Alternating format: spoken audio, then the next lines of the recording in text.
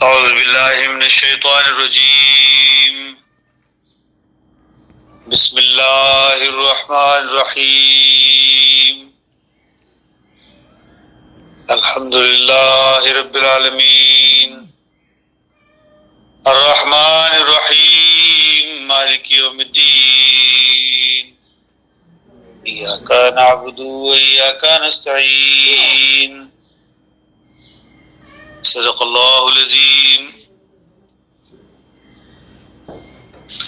تعریف اسی کے لیے ہے جو ربوبیت کرتا ہے، تعریف اللہ کے لیے ہے جو سب عالموں کی ربوبیت کرتا ہے۔ ربوبیت کا انداز اس کا یہ ہے کہ پہلے بلا بدل بلا طلب دیتا ہے اور بڑی کثرت کے ساتھ دیتا ہے۔ کائنات میں غور کریں تو یہ چیز آپ کو نظر آئے گی۔ ایک بچے کے پیدا ہونے سے پہلے ہی آکسیجن موجود ہے، ہوا کا غلاف موجود ہے 200 میل زمین کے گرد، بہت کوانٹٹی کے اندر آکسیجن موجود ہے، اور وہ مانگے سے نہیں ملتی ہے بلکہ وہ ہر ایک کے لیے ہے۔ سمندروں کے اندر اور دریاؤں کے اندر پانی موجود ہے جو کہ انسانی یا مخلوقات کے لیے جو ہے وہ ضروری ہے، ان کی بقا کے لیے ضروری ہے۔ تو سروائیول جو ہے وہ اس کو پورا کرنے کے لیے، انسانی زندگی کی بقا کے لیے اور سب مخلوقات کی زندگی کی بقا کے لیے رب العالمین نے جو ہے وہ ایک مستقل کچھ نعمتیں جو ہیں وہ عطا کی ہوئی ہیں جو بلا بدل بلا طلب ہیں، ان کا کوئی معاوضہ بھی نہیں لیتا اللہ رب العالمین، وہ ہر ایک کے لیے ہے، کافر کے لیے بھی ہے، مومن کے لیے بھی ہے، سب کے لیے۔ تو ایسی ذات جو بلا بدل بلا طلب دیتی ہے اور کافر اور مومن کی تمیز بھی نہیں کرتی، فرق بھی نہیں کرتی اس میں بھی، اور بڑی کثرت سے اس نے سب چیزیں جو ہیں مہیا کی ہوئی ہیں۔ یہ رحمان ہے، اللہ رب العالمین کی صفت ہے، جس نے رحمان بن کر انسانوں کو جو ہے وہ بلا بدل بلا طلب دیا، بغیر کسی مطلب، بغیر کسی غرض کے، ہر ایک کو برابر درجے سے دیتا ہے، اور کوئی کافر اور مومن کی اس کے اندر تمیز نہیں رکھتا۔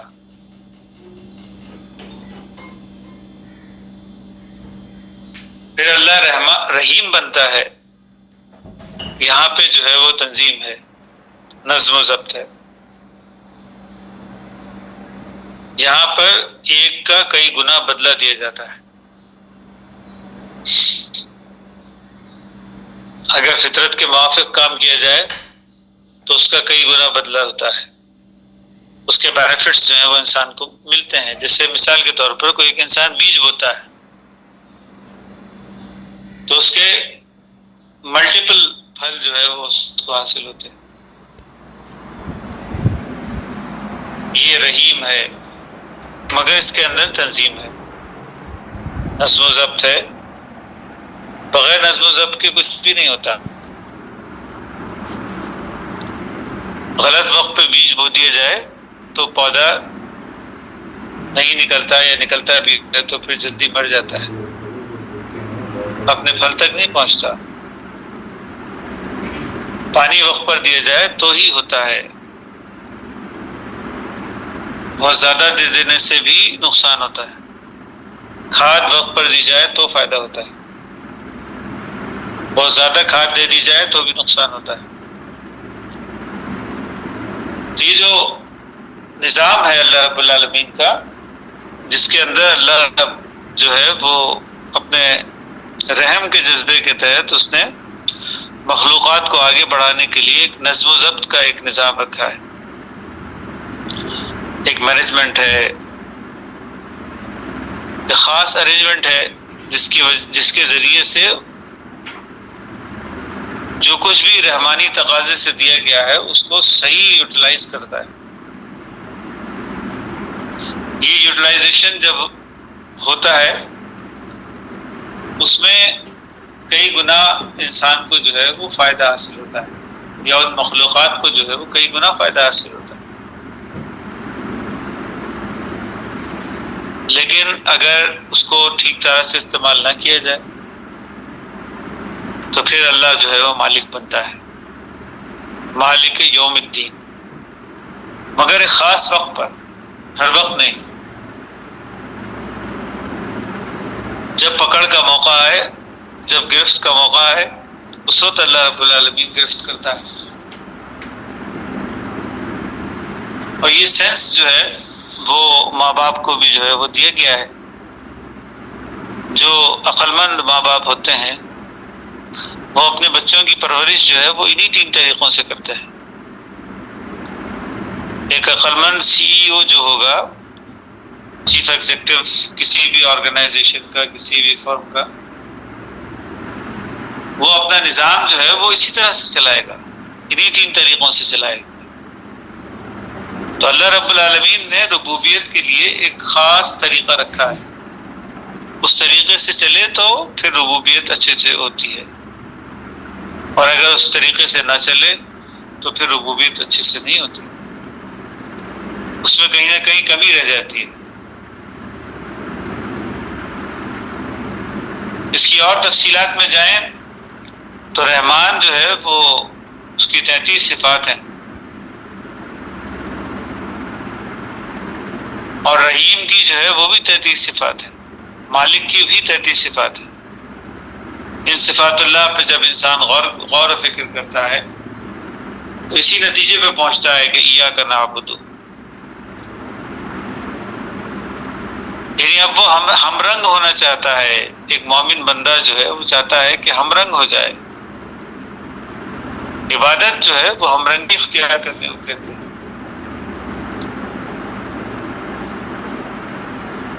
یعنی جو اللہ کی صفات ہیں وہ انسانوں کے اندر پیدا ہوں،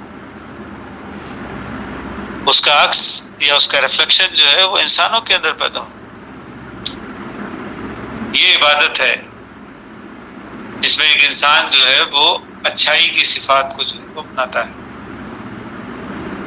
اور اپنی زندگی کے اندر اس کے بینیفٹس جو ہیں وہ دیکھتا ہے. اور اگر ان 3 طریقوں میں سے کوئی ایک طریقہ بھی انسان چھوڑ دے تو اس کا نتیجہ جو ہے وہ اچھا نہیں نکلتا، اس کا نتیجہ جو ہے برا نکلتا ہے. وہ ربوبیت کا تقاضا جو ہے وہ پورا نہیں ہوتا، ربوبیت کی ریکوائرمنٹ جو ہے وہ پوری نہیں ہوتی. ماں باپ اگر مالک بننا چھوڑ دیں تو اپنے بچوں کی ربوبیت نہیں کر سکتے. ان کو غلطیوں کے اوپر جو ہے وہ سزا دینی پڑے گی، روکنا ٹوکنا پڑے گا. بچہ اگر چاقو ہاتھ میں لے لے گا تو اس کے ہاتھ سے چھیننا پڑے گا.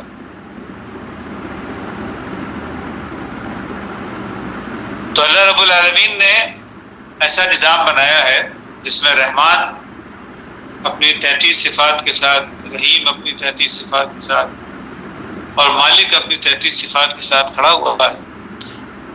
تو یہ کائنات جو ہے وہ اپنی ربوبیت کے مراحل سب طے کر رہی ہے.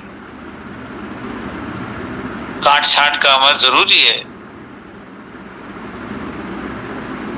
زلزلے اور سونامی جو آتے ہیں یہ ضروری ہے کائنات کے اندر، تاکہ جو گڑبڑ ہو چکی ہے اس گڑبڑ کو جو ہے وہ سیٹل ڈاؤن کیا جائے. بالکل اسی طرح انسانی اعمال کی زندگی، اعمال کی دنیا کا بھی یہی حال ہے. یہاں پر اس کو جو ہے وہ روح کہا گیا ہے.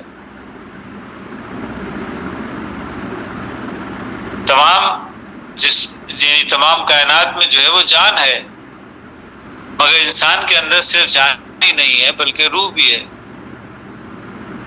وہاں پر ایک تنظیم ہے، وہاں پر ایک طریقہ ہے، ہدایت کا ایک پورا ایک طریقہ ہے جس کے ذریعے سے انسانوں کو جو ہے وہ اللہ رحمان بن کر جو ہے وہ ہدایت بھی دیتا ہے. یہ روحانیات کا سلسلہ ہے. الرحمن علم القرآن، رحمان جو ہے وہ علم قرآن دیتا ہے. اس طریقے سے ربوبیت کرتا ہے انسان. اس کا طریقہ کار کیا ہے کہ وہ اس نے انبیاء کو بھیجا ہے اپنے اپنے ادوار کے اندر. اور ختم نبوت کے بعد اللہ والے بزرگ انسان جو ہیں وہ دنیا کے اسی مسلمانوں کے اندر جو ہے وہ پیدا ہوتے ہیں. وہ انسانوں کو جو ہے وہ ہدایت دینے کا فریضہ انجام دیتے ہیں، ہدایت پہنچانے کا فریضہ انجام دیتے ہیں. اور اس کے بعد پھر اللہ رب العالمین جو ہے وہ انقلابات لاتا ہے اور اللہ والے لوگ جو ہے وہ دنیا میں کامیاب ہوتے ہیں. اور جو دشمن ہوتے ہیں ان کو اللہ، ان کے لیے اللہ جو ہے وہ مالک بنتا ہے. تو مومنوں کے لیے بشارت دینے والا ہے نبی کا وجود جو ہے، مومنوں کے لیے بشارت دینے والا ہے. اللہ والوں کا وجود جو ہے وہ مومنوں کو بشارت دیتے ہیں، ان کو خوشخبری دیتے ہیں، ان کو کامیابی کی نوید سناتے ہیں. اور اس کے بالمقابل جو کافر ہوتے ہیں ان کو تباہی اور بربادی کا نیوتا دیا جاتا ہے. ان کو بتایا جاتا ہے کہ وہ جس ڈگر کے اوپر چل رہے ہیں اس کے اندر تباہی اور بربادی ہے. اور قرآن حکیم جو ہے وہ اسی سے بھرا ہوا ہے.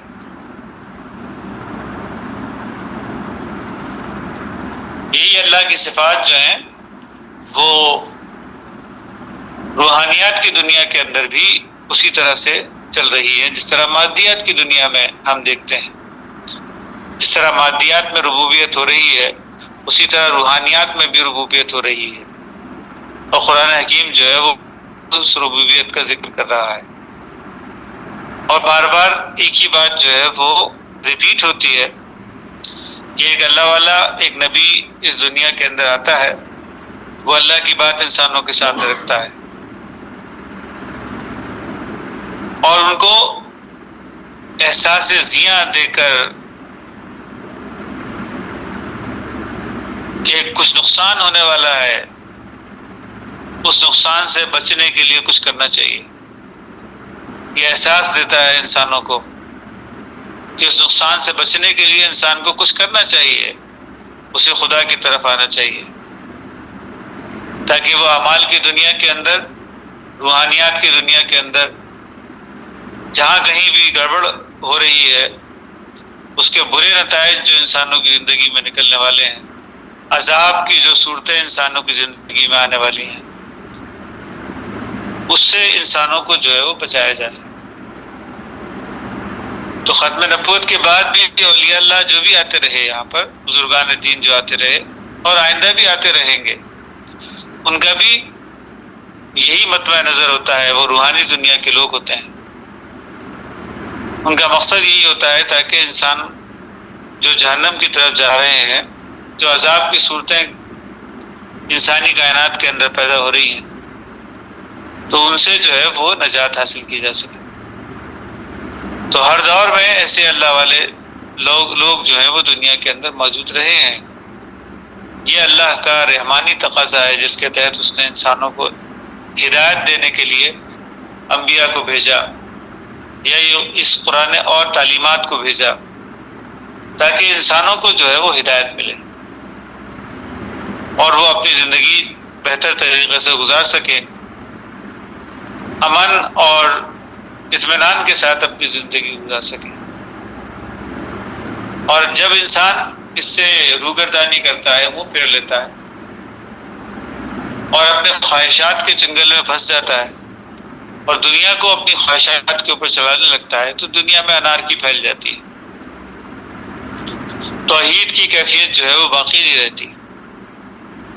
جہاں پہ ایک انسان جو ہے وہ آرام اور چین کی زندگی جو ہے وہ گزار سکے، اب اس کو جو ہے وہ عذاب کی مختلف کیفیتوں سے جو ہے وہ گزرنا پڑتا ہے. کیونکہ اس نے اللہ کے آیات کا جو ہے وہ انکار کیا ہے. تو یہ پوری کائنات جو ہے وہ حق اور باطل کے اسی نظام کے اوپر جو ہے وہ کھڑی ہوئی ہے. تو ہمارے اپنی زندگی جو ہے اس کا بھی یہی مطمع نظر ہونا چاہیے. اور جو ہم قرآن حکیم کو بار بار اسٹڈی کرتے ہیں، روزانہ اسٹڈی کرتے ہیں، اس کا مقصد بھی یہی ہونا چاہیے کہ اللہ رب العالمین کا جو فرمان ہے وہ ہماری نظروں کے سامنے رہے، تاکہ ہم آنے والے عذاب کی کیفیتوں سے جو ہے وہ بچ سکیں، جو کہ اس دنیا کے اندر واقع ہوتی ہے اور مرنے کے بعد کی زندگی کے اندر بھی واقع ہونے والی ہے. تو یہ قرآن حکیم جو ہے وہ اس مقصد کے لیے نازل کیا گیا ہے تاکہ انسان جو ہے وہ اپنی زندگی بہتر طور پر گزار سکے، وہ اطمینان اور خوشی کی زندگی گزار سکے. اور جب کبھی انسان اس سے روگردانی کرتا ہے یا منہ پھیر لیتا ہے، اس کے نتیجے میں عذاب کی مختلف کیفیتیں جو ہیں وہ اس کی زندگی میں رونما ہونے لگتی ہیں. قرآن حکیم اس کا بھی ذکر کرتا ہے. تو یہ دونوں کیفیتیں جو ہیں ماننے کی صورت میں انسان کی زندگی میں خوشیاں اور اطمینان آئے گا، نہ ماننے کی صورت میں اس کی زندگی میں عذاب کی مختلف کیفیتیں جو ہیں وہ پیدا ہوگی. یہ قرآن حکیم جو ہے وہ اس کی طرف دلالت کر رہا ہے، اس کی طرف نشاندہی کر رہا ہے. تو ایک عقلمند انسان وہ ہے جو اللہ کی بات کو اٹھا لیتا ہے، اللہ کا جو کارڈ ٹیبل پہ پڑا ہے اس کو اٹھا لیتا ہے، اور برائی کے مختلف کام جو ہوتے ہیں ان سے اپنا دامن چھڑا لیتا ہے. اور بیوقوف انسان جو ہوتا ہے وہ اپنے خواہشات کے چکر میں الجھ جاتا ہے، وہ اللہ کی نافرمانی کرتا ہے اور اس کے نتیجے میں عذاب کی مختلف کیفیتوں سے گزرتا ہے. تو یہاں پر ابھی ہم اس کو ختم کرتے ہیں. آج ہم قرآن حکیم کی کوئی آیت تو نہیں لے سکے، کل انشاءاللہ قرآن حکیم کسی آیت کو لیں گے اور اس کے بعد دیکھیں گے کہ اللہ رب العالمین نے ہمارے لیے ہدایت کا کیا سامان رکھا ہے. تو روزانہ جو ہے وہ ہم اسی طرح سے اسٹڈی کرتے ہیں اور کرنا چاہیے کہ ہم کسی بھی آیت کو اٹھائیں اور دیکھیں کہ اس کا پریکٹیکل امپلیمنٹیشن ہماری لائف کے اندر کیا ہو رہا ہے، اس کو ماننے سے کیا فائدہ حاصل ہو رہا ہے اور اس کو نہ ماننے سے کیا نقصان ہو رہا ہے. یہ نظر جو ہے وہ انسانوں کی جب تک نہ ہو اس وقت تک ان کے دل میں اطمینان کی کیفیت پیدا نہیں ہوتی، یہ ایمان کی کیفیت نہیں پیدا ہوتی. وہ یقین کی کیفیت انسانوں کے اندر اسی وقت پیدا ہوتی ہے جب وہ ان تجربات سے گزرتے ہیں کہ جب کوئی غلط عمل کرتے ہیں، برائی کا عمل کرتے ہیں اور اس کا نقصان اپنی آنکھوں کے سامنے دیکھتے ہیں، اور جب کوئی اچھائی کا عمل کرتے ہیں تو اس کا فائدہ اپنی آنکھوں کے سامنے دیکھتے ہیں. وہ اس کے اندر تھوڑا ڈیلے ہوتا ہے، فوری طور پر ریزلٹس نہیں آتے ہیں. تو اس لیے قرآن حکیم اس کو جو ہے وہ دنیا اور آخرت کہتا ہے. تو دنیا یعنی قریب کی زندگی کے اندر ہو سکتا ہے وہ ریزلٹس ابھی نہ آئے ہوں، لیکن ایک آخرت کی زندگی جو ہے یعنی جو آنے والا کل ہے اس کے اندر ہمیں صاف طور پر نظر آ جاتا ہے کہ جو کچھ بھی اچھائی کا عمل کیا گیا تھا اس کا کیا نتیجہ برآمد ہوا، اور جو کچھ بھی برائی کا عمل کیا گیا تھا اس کا کیا نتیجہ برآمد ہوا. تو یہ نظر جو ہے وہ اللہ رب العالمین ہمارے اندر بھی پیدا کرے، اس بات کی دعا جو ہے وہ کرنی چاہیے. تو ابھی ہم ختم کرتے ہیں اس کو یہاں پر. بارک اللہ لنا ولکم فی القرآن العظیم ونفعنا وإیاکم بالآیات والذکر الحکیم. انہ تعالی جواد کریم ملک بر رؤوف رحیم ورب حلیم.